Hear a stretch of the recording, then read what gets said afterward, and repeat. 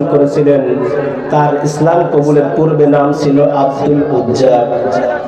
আব্দুল উজ্জা তার অল্প বয়সে বাবা পৃথিবী থেকে এই দুনিয়ার মায়া ত্যাগ করে তার বাবা অন্ধকার কবরে চলে গেছে।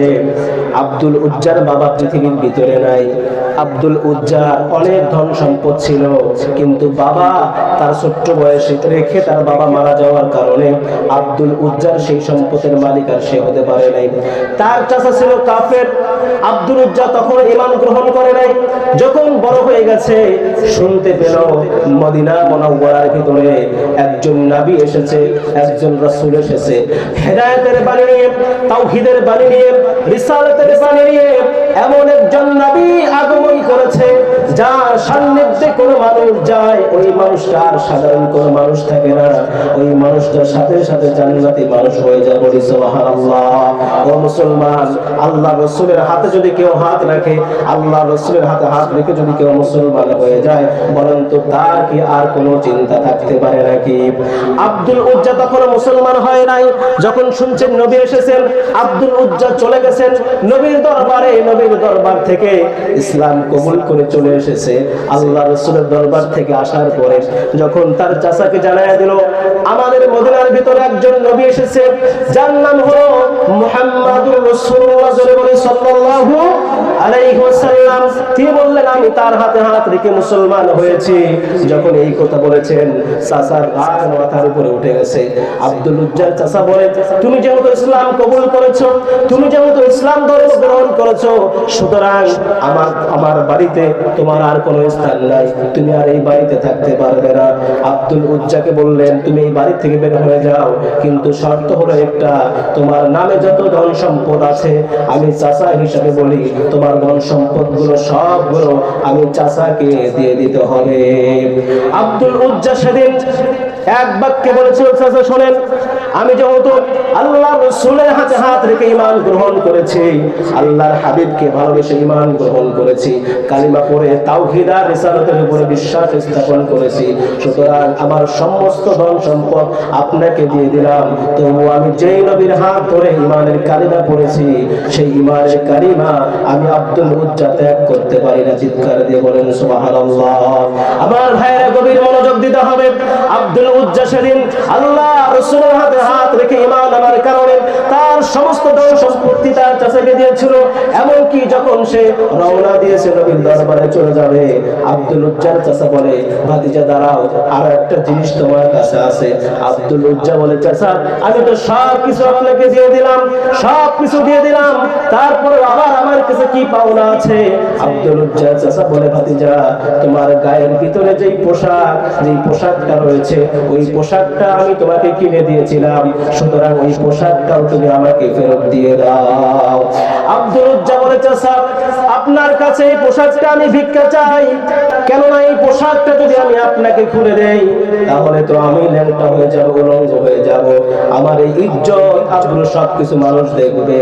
তার চাচা বলে আমি এত কথা বুঝি না, তুমি যেহেতু ঈমান এনেছো, আল্লাহ রাসূলের হাতে হাত রেখে কালিমা পড়েছো, তুমি যেহেতু আমাদের ধর্ম থেকে অন্য ধর্মের ভিতরে চলে গেছো, সুতরাং আমি তোমার কাছ থেকে কোনো কথা শুনতে চাই না, তোমার পরনের যে কাপড় আছে সেই কাপড়টা তুমি খুলে দিয়ে যাও।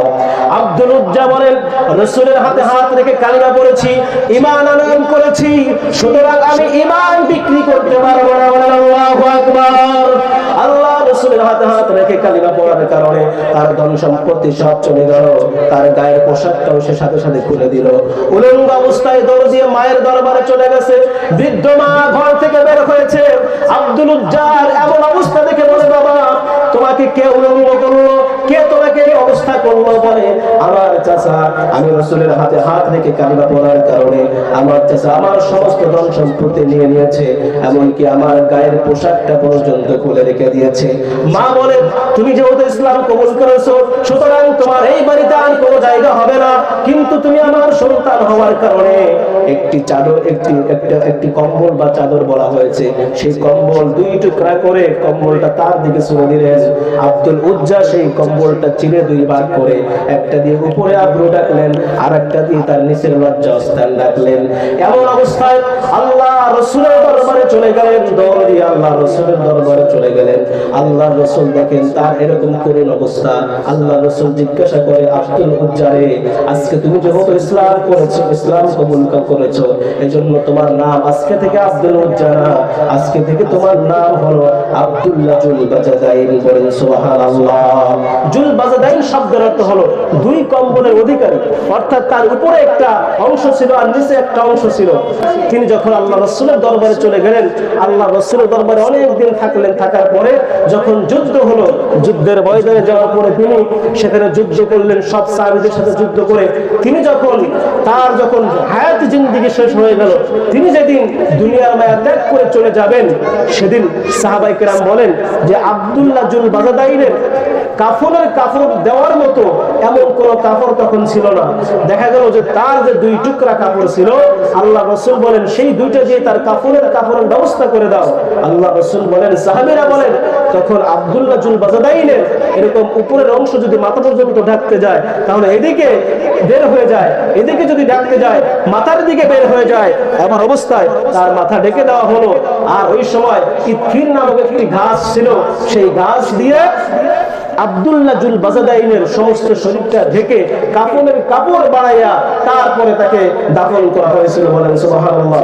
ও মুসলমান, শুনে রাখেন, আল্লাহর রাসূলকে ভালোবাসার কারণে, আল্লাহর হাবিবকে ভালোবাসার কারণে সাহাবায়ে কেরাম সম্পত্তি ত্যাগ করেছে। আল্লাহর রাসূলকে ভালোবাসার কারণে সাহাবায়ে কেরাম গায়ের জামা দিয়েছে, উলঙ্গ অবস্থায় আল্লাহর রাসূলের দরবারে গিয়েছে, তবুও তারা ঈমান বিক্রি করে নাই, রাসূলের ভালোবাসা বিক্রি করে নাই।